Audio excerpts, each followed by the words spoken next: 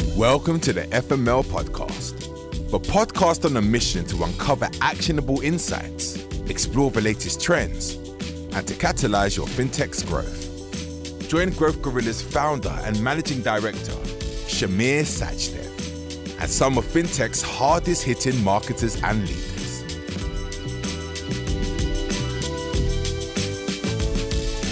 Welcome everyone to today's episode of the FML podcast. Today we're joined by Nick Reid, Head of Strategic Growth UK and Europe at BankiFi. Nick, thanks for joining us today. Thanks for inviting me, Shamir. Really looking forward to it. Why don't we start off with just learning a little bit more about yourself? Tell us a little about your journey and how you ended up at BankiFi. I'm from Manchester in the UK. Whenever you say from Manchester, the usual question is red or blue. I actually live close to Stockport, so I support Stockport County, which is usually a conversation killer or a conversation starter. But either way, I grew up in South Manchester, and I still live here to this day with my wife and two young daughters. So as you said, I now head up strategic growth at BankiFi, and I've spent 12 years in financial technology, but I was actually a languages student at school and then at university to master's level.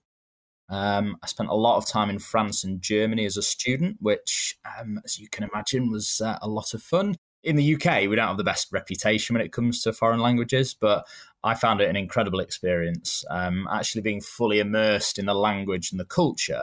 It's not the only way to learn, but in my opinion, it's certainly the best and the most satisfying way. It's actually a real shame that British students can't participate in the Erasmus exchange anymore since Brexit, but that's a different story. Anyway, after my master's, I sort of fell into financial technology more by accident than design. I did a graduate program at a fintech in Manchester.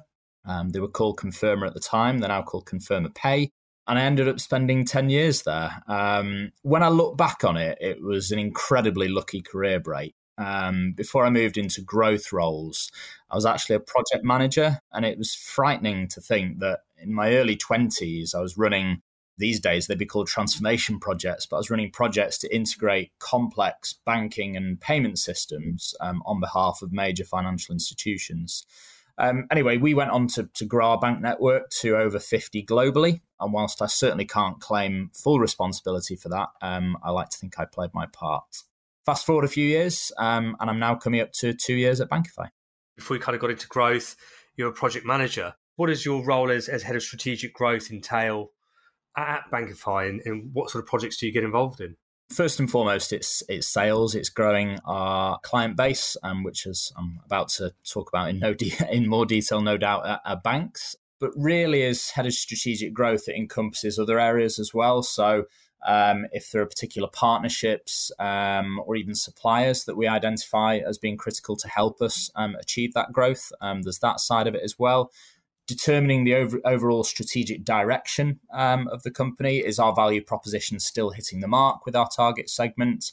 Do we need to adapt our target segment? And if we need to adapt either the target segment or the strategy, what are the best ways to do it? And then it's working together with all the different departments within the business to make sure everybody's pulling in the same direction. So it's a very high level way to describe what my role encompasses. I thought it was very concise. Why don't we spend a few minutes talking about BankiFi and what BankiFi does and the role it plays within the fintech ecosystem? Yeah, of course. So BankiFi is a technical service provider to banks. Our strapline is putting banks at the heart of business. And what I mean by that is when the company was founded, we had this vision, or rather Mark, our owner, had this vision that SMEs should be able to manage their business finances in one place.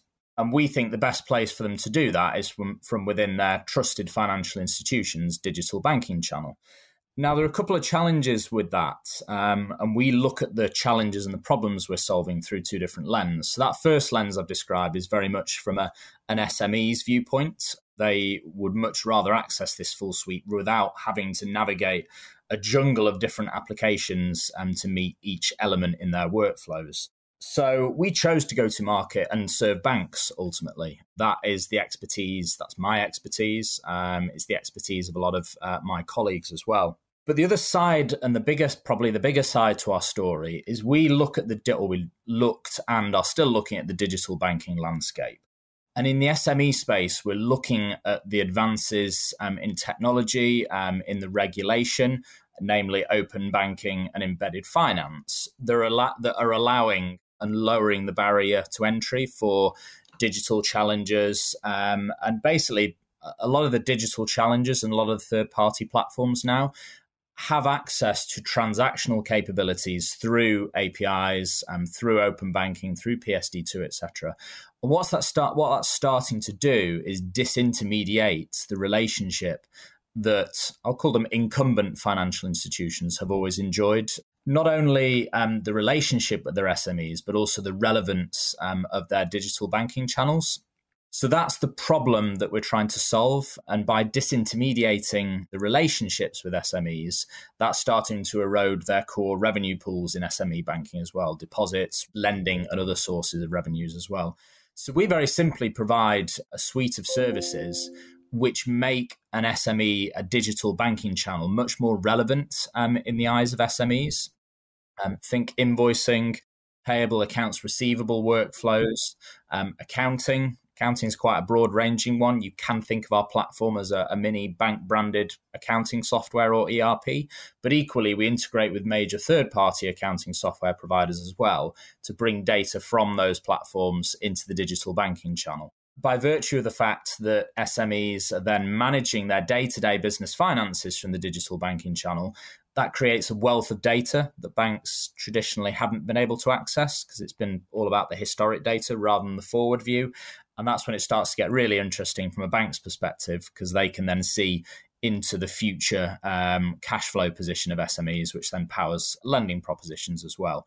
So our proposition is all about servicing banks, providing the workflows and the technical capabilities from digital banking channels, which makes their channels more relevant in the eyes of SMEs and also helps them better serve SMEs as well. The thing that kind of stands out to me is that BankiFi feels like a lot more of a tech provider than a pure fintech play. I mean, I don't know what your take on that is. Do you feel that you service the fintech sector, or do you think that BankiFi is a fintech within itself? The short answer to that is we view ourselves as a tech provider to banks, or a provider of services to banks. We have some beyond tech services as well. We don't always like being called a fintech. There was definitely a time when the term fintech carried connotations of competition and disruption for, let's use that word, incumbent again, financial institutions. Now, I think the industry has moved on a little bit since then, but we think that might still be the case, that there's still that connotation of disruption and competition for banks where that term is concerned. I guess if you believe what you read in the press, the best person probably to ask about that is Jamie Dimon at JPMC. They've obviously developed this war chest to help protect against that perceived threat. So that is our raison d'etre, to serve banks rather than compete with or disrupt them, putting banks, their brand, their digital banking channels at the heart of SME relationships, rather than challenging them or making them invisible or obsolete is what we do. And like I say, we don't always like being called a fintech for that very reason. So it comes with its rewards, but it also comes sometimes with its own unique set of challenges as well. It's a bit like the term startup, right? I think that's changed. I think the meaning of that has changed over the years as well. I mean, Monzo for some reason still sits in the bucket of being a startup, but they've been around for 8 years now. So is it more of an approach rather than, a position in time or level of maturity? But I digress. So I kind of want to talk about outside-in banking. It's a term that's pretty new to me, and I imagine for a lot of our listeners, they may not be familiar with that. But I kind of want to, it's a new term that's coming up, and I want to understand a little bit more about this trend. What does it mean? What is the outlook of that? And how will it impact, the fintech community and beyond? The term silo is used a lot in banking, particularly in reference to use that term, the incumbent financial institutions. The way we look at this is banks tend to think about products in the SME space rather than workflows.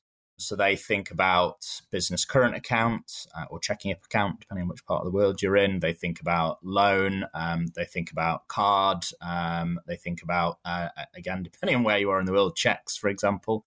Now, all of those, or most of those, are payment instruments or means of moving money from A to B. In fact, SMEs just want the workflow, and they want the banking or the payment capability almost invisible within that.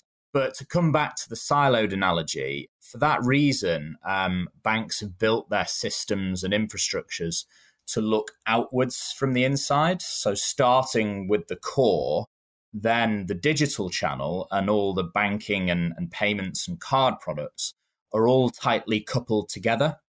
And then they very much look outside on the rest of the world. And because it's all tightly coupled together, looking from the inside out, it makes it very difficult for banks to innovate and add new value-add services on top of that. So that's inside out.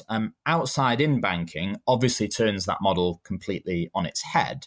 But by building the workflows on top of, so from the outside in, you can actually then start to harness a lot of valuable data from other sources, other banks through open banking. Connectivity, this is very SME specific, so there are probably analogies in the consumer and the corporate institutional space, but then connectivity to accounting software, sources of tax data.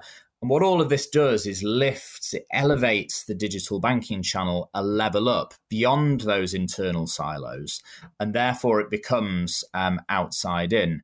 So the workflows built on top of open sources of data then elevate the digital banking channel and makes it more relevant in the eyes of the SME because it's not constrained by those silos. The transactional capabilities that lie below are embedded within the workflows, and that makes it sticky for the SME. It makes it the channel, the place where they run their business. And like I say, the real value for the banks is in being able to harness the data. I alluded before that banks typically have had a very good historical view of payments in and out of a business. But aside from the amounts where the money has moved from and obviously to, names of beneficiaries, names of payers, etc., it's always been a very historical, limited view, and that's because it's been an inside-out view. By turning that on its head and going outside in, you get the forward-looking view as well, and that's when banks can really start to harness that data to do some interesting things. Protect their core revenue base, protect their customer base, but equally this starts to offer incremental revenue opportunities as well. The other thing, we've seen some of our banks use this outside-in model to allow them to provide services to SMEs who don't even bank with them. So that by positioning these as services provided from a bank, even though they might not hold an account with that bank, can be a very powerful customer acquisition channel for banks. And that's how a couple of our bank partners, our bank clients, are using our technology today. We like the term outside in banking. There are other industry terms. We've heard analysts use the term reverse embedded finance to describe our value proposition. That reflects the fact that we're putting workflows in digital banking channels as opposed to embedding payments, finance in third-party channels. More on that maybe later. It's also referred to as embedded fintech, again, the twist or the variation on embedded finance. And then finally, there's a chap called Paolo Cerrone from IBM, who's written extensively on embedded finance and what he calls the platform economy. He uses the term banking as a platform to reflect the fact that digital banking channels can be the platform from where more than just banking services are consumed. So it's a terrible industry, as you know, Shamir, for acronyms and terminology, etc. We've added a couple of our own in there as well. The irony was that fintech was supposed to make it simpler and more more consumable. You talked about some of your clients using your platform to be able to acquisition, using your tools to service SMEs that aren't their customers, and then using that as an acquisition tool. Is it possible that you can give an example? Is that okay? Yeah, it is. One of the examples in the public domain is our partnership with the Cooperative Bank. So we provide a mobile application which is called Go Get Paid. And very simply, the value proposition is really simple. It helps SMEs get paid quicker by giving them and their customers technology to make it easy to do that. And it reduces the time that they spend on financial admin. That is very simply the value proposition. Now, the way that the Cooperative Bank have positioned that is it's available to Cooperative Bank business current account holders at a preferential rate. So you can get paid into your Co-op bank account quicker, and all the good stuff around saving time typically spent on financial admin. But it's built on open banking. So this is the outside-in element coming in. And they are making it available to SMEs, regardless of who they bank with, as long as it's a UK bank, providing a personal or a business current account capability. And you can then send invoices with embedded payment requests, which can then be settled via a number of different methods, the most popular of which is faster payments via open banking payment initiation services. It allows the SME to get paid quickly, and then we'll go away and automatically update the status of the invoice in any connected third-party accounting software, for example. So that's one example, and by the Cooperative Bank's brand being very visibly part of that service, it's designed as almost a soft hook to any SME using that service to say, look, we've got a wider range of business banking and business finance services. If you like this, come here to find out more. We've got another client I can't name, but they're positioning it in a very similar way. And the way in which they are doing it is they've got a relationship with UK businesses who took a bounce back loan from them during the pandemic, but they don't currently have any business account relationship with that segment. So these are value add services that they can use in conjunction with their third party bank provider, that again designed as that soft hook, and they can use it as a customer acquisition method. So that's a couple of examples of how we're doing it today. Yeah, that's fantastic. I think the first example is really, really interesting. And it kind of gets me thinking just about sort of business banking in general. You know, my experience has been that as an SME, particularly on the S side more than the M side, you know, kind of business banking always felt was kind of an afterthought. You know, business banking for SMEs was a bit of an afterthought for banks. You know, we weren't particularly valued all that much. They weren't interested per se in that relationship. And then on top of that, because their interest was pretty low, getting basic things done from a business perspective was incredibly difficult. Primarily one of the reasons why I moved from HSBC to Starling Bank. And I think on the back of that, you know, much like we've seen in the B2C area, where we've seen sort of these functionalities have helped financial inclusion and democratization of services, etc., I suspect that's probably the same in the SME arena as well. Have you kind of seen that trend on your side of the fence from obviously being a provider? Have you seen that impact there? Yeah, completely. I mean, what you're saying, Shamir, around, I think you used the term afterthought. That's traditionally been the case with banks, particularly with the S end of SME, as you described. They fall between a consumer and a business or a corporation. There's lots of them. You can't treat them as the same because they each come with their own unique needs. The sole proprietor, the sole trader, or the micro business would have very different needs to the 20, 50 employee company, for example. I think what we're seeing in this space is that a lot of the banks that we're working with are using our services to remain relevant in their eyes rather than the afterthought. But I think there's general acknowledgement that some of these businesses represent companies that we use a term from gig to big. The company that might be a gig today might be the next big one in a couple of years. And if you get your foot in the door or have your brand associated with the services that help that company in their early stages, then they're much more likely to stay loyal and grow the use of your services as a bank as they themselves grow as a business. So that's very much something we're seeing resonating with our bank clients today. It's interesting because I think banks, they've kind of got the B2C customer life cycle ownership down, haven't they? Because they're really, really good at, you know, getting under 16-year-olds to open up bank accounts, and they're really, really great at they do a big push around sort of August, September time for the student stuff. They're owning that relationship all the way from when someone is probably 12, 14 years old, and they see the benefit of that. But it's like they've almost forgotten that a similar life cycle exists within the business world, right? And like you said, from gig to big, like any business, we started with one person and now we've got a dozen, and our needs have changed dramatically. And Starling Bank almost lost us until they sorted out their bulk payments feature. A really simple issue, but, you know, big blocker. kind of switching streams a little bit, I want to talk a little bit about the growth side of your job function and understanding a little bit more about that. You gave us a really good overview in terms of kind of what you do overall. And like you said, it's fundamentally about sales. You're selling to banks, large enterprise solutions. We've had a whole array of fintechs that have talked about their growth in their marketing, ranging from direct retail to SMEs, etc. We've only had a couple on the enterprise side. And I suppose my question really is kind of as a starting point for a young fintech that's entering the market, that's trying to get their proposition in front of, a Lloyds CSB or a HSBC. I mean, it's an enormous mountain to climb. How do you start that journey off? What's your recommended approach? I'm going to use a cliche to start that you've probably heard people say before, but it really resonates with me. I think when this probably goes to a phase before the phase you've described there. This goes back to before you've actually designed your proposition, your products, and your go-to-market strategy, etc. I think it's absolutely critical that you've identified the problem that you want to solve with your proposition.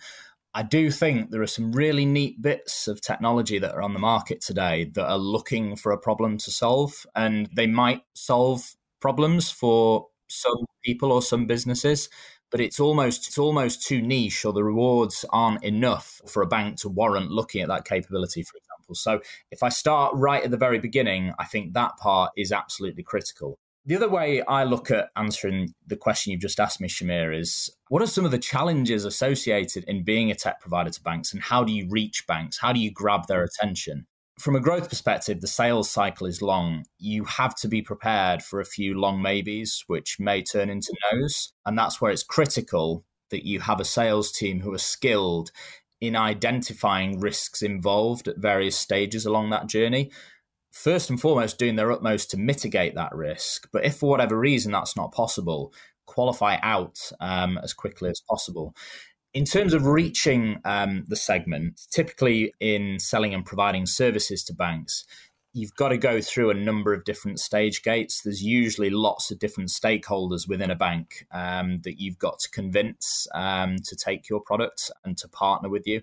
Now, for us, we've developed some very clear persona. And you can think of a persona as a job title. So for us, somebody who heads up business banking, or somebody who's responsible for the SME segment, digital banking, SME lending, etc. But it doesn't necessarily have to be a title. It just has to, you find the person who is most invested in the problem that you're trying to solve and the solution that you're bringing to the table. So that's the who. The how gets more interesting. Obviously, banks are very traditional in terms of how they identify and procure solutions within the market.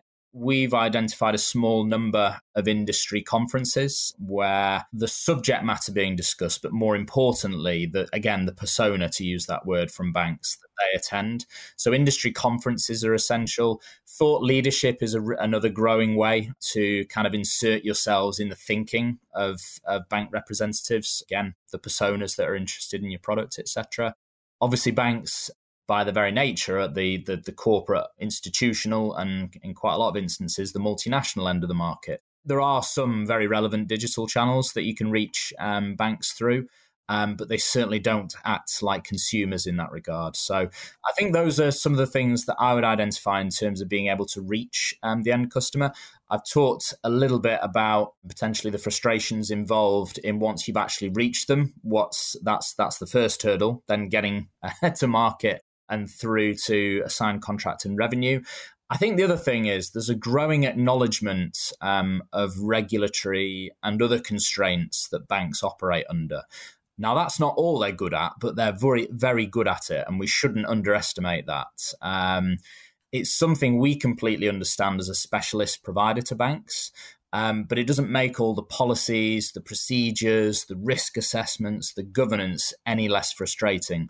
It's really important that everyone in the organization understands that and that it becomes part of the culture. So it's a very rewarding experience, or certainly I find, me and my colleagues, we find it a very rewarding experience, but it can be frustrating at times. So you need to go in with your eyes wide open.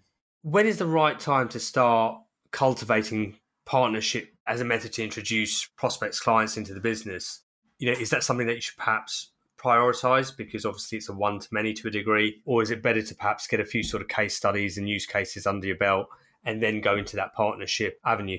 I think you've got to have at least one direct client in it. If we're talking banks, I think you've got to have at least one initially in each of the markets that you're operating in. That's not a hard and fast rule, but I think so you've got credibility, you've got users using your product, you've got some data that you can give potential partners insights into how their customer, who you'd hope then to become a mutual customer, the benefits they can expect to derive from the solution. I think that is first and foremost one of the key points in terms of when you start to look at the partnership model. You've also got to have a very clear vision of what you want out of the partnership. We're part of the Visa Fintech Partner Connect program, for example. Now, that's Visa's way. They operate this program globally. We participate in it in Europe at the moment. But that's Visa's way of simplifying almost I use the term in the SME context, the jungle of apps earlier. How do you they don't have the time to go out and learn about each individual one and decide which one is best for their business. It's a little bit the same on the bank side. They're faced with this plethora of fintech and technology capabilities out there. How do you simplify it for them? So this is Visa's program to help do that. We joined that at the end of 2021 when we had a couple of bank clients in the UK, the Cooperative Bank and TSB, for example. And that is then a way for us to start scaling across other regions as well. We are looking at that partnership as a means of growing in mainland Europe outside the UK. So that's another example on the partnership side. So I think the other one I would add here is I've talked a lot about our proposition today with you, Shamir, about how it's kind of the traditional interpretation of embedded finance. It's outside in, it's putting capabilities in digital banking channels. The embedded finance opportunity, there's lots of big figures running into the billions of dollars in the market about, what the opportunity is for banks within this space. That's too big to ignore. And from our perspective, that is one of the ways in which we are helping our bank partners to realize the value in SME banking. So as well as providing those workflows from within a digital banking channel, we can help a bank embed a SME proposition within third-party channels, which then becomes the bank's embedded finance play, so to speak. And it's crucial that it's not just transactional capability. There's got to be some value add built on top of that. Otherwise, you're just competing on price, and then it becomes a race to the bottom, and the bigger brands with the bigger balance sheets will prevail. That's when the other partnership model potentially comes into play as well. The very valid business case for an embedded finance strategy is that third-party platforms bring economies of scale, but you've then got that trade-off in the SME space about how invisible do you want a bank to be. That's where we're helping banks to embed their capabilities within third-party channels, but doing so in a way that doesn't disintermediate or make the bank a utility or a data pipe that can be easily dislodged. So that's the other side to our partner network, so to speak, where I would feel that's something in the embedded finance space. If you're a tech provider looking to penetrate that space, that's another valuable side to it. The obvious example that I can think of is things like accounting platforms like Xero and QuickBooks, etc. Perhaps I'm just not that imaginative. Are there obvious relationships there that banks are leveraging, clearly, that I haven't thought of? We partner with accounting packages. We integrate to their platforms to read and write data from and into those platforms. Equally, we look at what some of the accounting software are doing. And once you start to allow SMEs to see their account balance, to initiate outbound payments via open banking, via embedded finance, that's potentially a warning sign for a bank that their digital channel is starting to become less relevant, so to speak. So that's almost one of the threats we're trying to help protect against. We're not trying to replace the accounting package. We're just saying you can use the technology in conjunction with your preferred third-party accounting software provider. But your initial question was around, are you thinking about the right channels, so to speak? There are other systems from which SMEs will manage their businesses day in, day out. Now, for me, that's our CRM, but you're typically looking at what a CFO or an accounts team will use all day long. And there are lots of different systems. We ourselves use a couple that they use. So it might not just be accounting software. It could be enterprise type solutions that are used across the business. And there are different modules within each, one of which might be particularly relevant to the CFO, to the finance department, etc. So those are the types of platforms that we look to embed our capabilities branded as a bank into for the benefit of their SME customers. I'm clearly not that creative. I didn't make it past the accounting platforms. It'd be great to sort of understand your thoughts on kind of where you see BankiFi heading and where you see the sector heading and what the outlook looks like over the next few years. Well, I'll start with BankiFi. I'll start with at least with what's within our remit or our control. But if there's any bank listening to this, our strategy is not to partner with every single bank in every single region. We're looking for strategic bank clients per region. We've obviously got a proven record within the UK market. We've now got bank clients in other regions, North America and Australia. You will see in the public domain that we've made a number of announcements about the investments that we're making in North America, purely for scale. I mean, we look at the community banking space, which is how they serve SMEs in that market. That's where some of the community banks are in need of most help against some of the e-commerce platforms who are disintermediating the relationships and starting to develop cash advance or lending propositions, which are very clearly cutting across some of the traditional revenues that community banks have been able to enjoy in that region. So we look at Europe, we look at North America, and we look at Australia as some of the core markets we're looking to.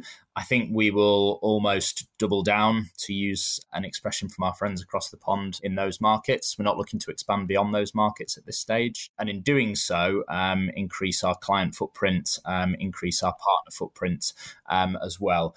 Overall, we've got an ambition to serve 2 million SMBs in total through our bank partners within the next couple of years. So that's where we think we're going. Where the wider industry is going, obviously it's been widely speculated or reported on that after a couple of years of kind of, I describe as turbocharged activity within the sector, we're now heading towards a period where people might start to tighten their belts, etc.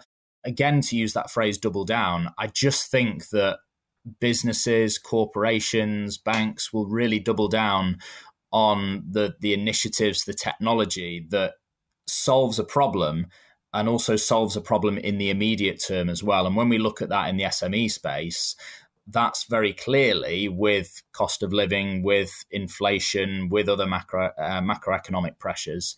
That's very clearly tech that helps SMEs not only get paid quicker, but view, manage, and really boost their working capital position in the best way possible. So I think where the wider sector is concerned, I don't think this is going to be a unique prediction across the market. I think there's probably going to be quite a bit of consolidation. I do think some of the niche tech, the stuff that's unproven, I think that could be a bit of a challenge within the market, but it's challenging times for everybody at the moment. So you guys are in a really good position because the services and solutions that you're providing ultimately help and encourage customer retention. And in an environment where people are tightening belts and they're scared of losing their customers that they do have, they've almost got no choice but to make that investment. So it might be good times ahead for you, even in this sort of slightly more wobblier period that we're entering.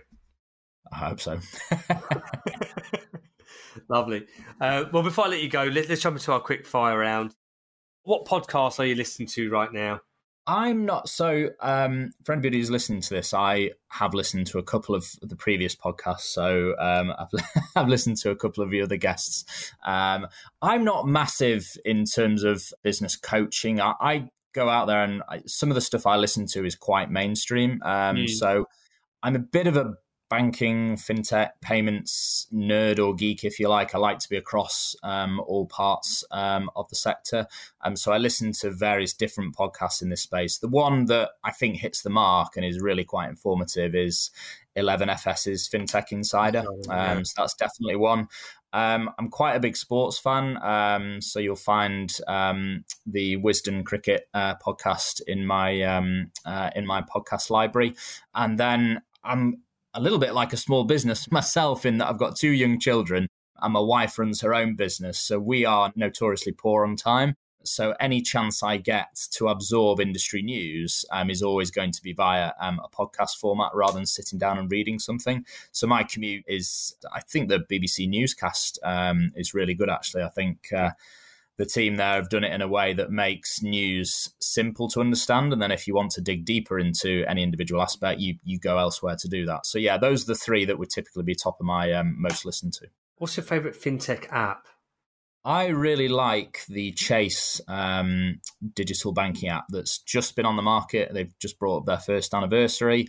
There are some obvious financial incentives to use it. But from an industry perspective, and somebody who works in the industry, I find it really fascinating that is a proposition that is designed to challenge and disrupt, but it's been done from a financial institution's brand perspective. And whilst Chase might not be, amongst your average UK consumer, the best known brand, most people have heard of JP Morgan. Yeah. So I think it's a really interesting case study about how the power of a financial brand, obviously there's a big customer acquisition war chest behind it, which helps no end.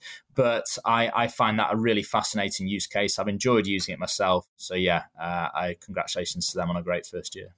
They've done really, really well. I think there were several sort of incumbent banks that came up with sort of disruptive propositions, and I think most of them flopped. But JP Morgan Chase, they did it right, and they've done a really, really good job. The product was good too. What are you currently reading at the moment, or what books would you recommend to our audience?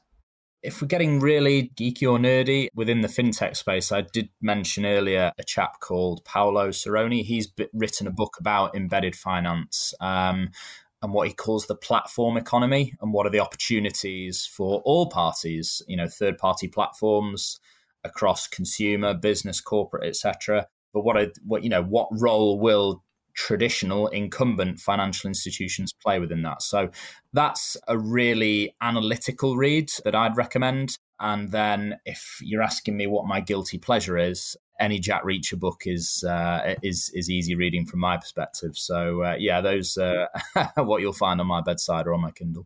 Good stuff. What's the best bit of life advice you've ever received? So I play amateur cricket. I have done, or I've started very young and have continued now into my mid-late 30s. So for clarity, and for anybody who is familiar with cricket, I'm an opening batter, and I'm very much in the mould of Geoffrey Boycott. I probably wouldn't be seen in the current England team as one of the Bazball generation. So my dad, with that in mind, and he still says this to this day, even outside of a cricketing context, take your time. You've always got more time than you think. I forget the exact reference point where this comes from, but what's urgent is rarely important, and what's important is rarely urgent. I spoke a little bit about the bank sales cycle earlier. It's really important to get things right rather than try and do it quickly. So yeah, take your time is one of the best pieces of advice that I've followed. Good stuff. And my last question, and my favourite question, what's one thing that I haven't asked you that I perhaps should have? I know you've asked a couple of people previously, who would you like to have dinner with from within the industry? Maybe that's an interesting one. I don't know. Of course. Well, tell me, who would you like to meet for, or go for dinner with from the fintech industry? Well, I've spoken about my admiration for the Chase digital banking app.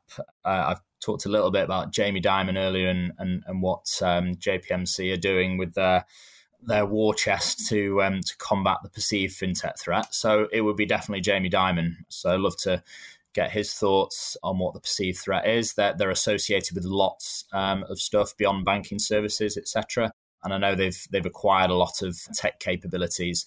They've had the luxury of being able to sit back and observe what resonates within individual spaces, where the propositions are hitting the spot with segments that are regarded as underserved. And then they've been able to act either through building their own or acquiring propositions. So yeah, I'd love to. And he's made some quite interesting, provocative comments, particularly about working from home during the pandemic. So yeah, I think that'd be quite a lively conversation. Cool. Brilliant. Nick, it's been a pleasure having you on today. Thank you very much for joining us. Thanks, Shamir. It's been a real pleasure. The FML podcast is brought to you by Growth Gorilla. To find out how our marketing growth experts can boost your fintech's growth, head to growthgorilla.co.uk. And make sure to search for the FML podcast in Apple Podcasts, Spotify, or anywhere else podcasts are found. Don't forget to click follow to ensure you don't miss any future episodes. On behalf of the team here at Growth Gorilla, thanks for listening.